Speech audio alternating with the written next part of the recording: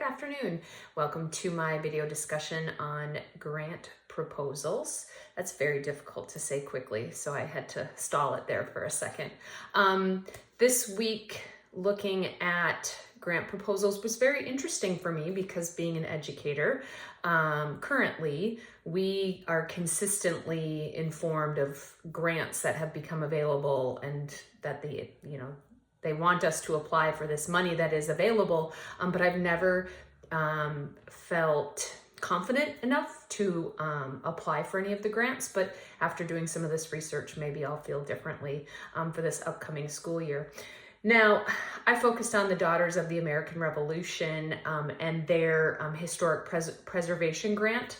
And the reason I focused on that was because they really like to work alongside local communities, and they really are focusing on preservation efforts within a local area.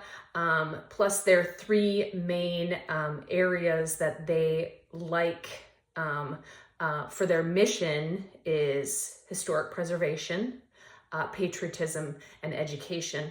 So I looked at this grant twofold. I looked at it from the aspect of an educator. So I chose an area of historic preservation that maybe then could be utilized as a speaker series for K through 12 educators in historic preservation. And specifically, I chose locally the Kingsley Plantation. I live in Jacksonville, Florida, and the Kingsley Plantation is a historic preserved site on Fort George Island, which is a very popular place to go. But they are always doing some sort of preservation, and they have local colleges come in and help with archaeological digs.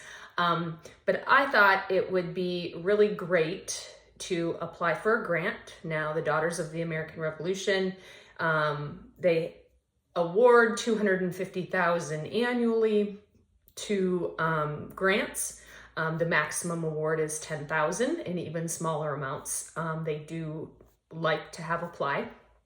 And I thought that if a grant was awarded to help with the archaeological digs that are going on in the enslaved quarters or the enslaved areas of the Kingsley Plantation, because that is an area that they are still working on and still uncovering new items and new discoveries every year.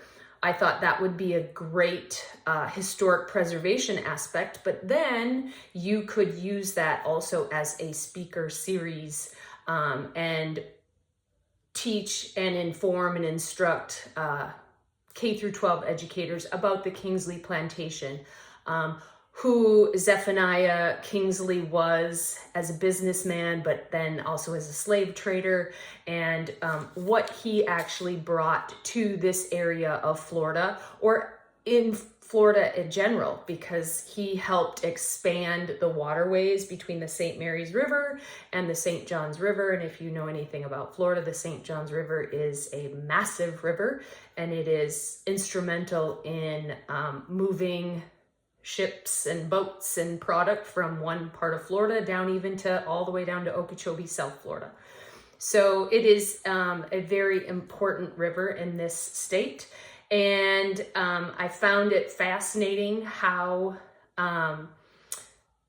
Kingsley had around 32,000 acres, 4 plantations, and over 200 enslaved people on his property, even more when he was doing the dig for the St. Johns River. So this was my grant proposal. I hope you find it interesting, and thank you.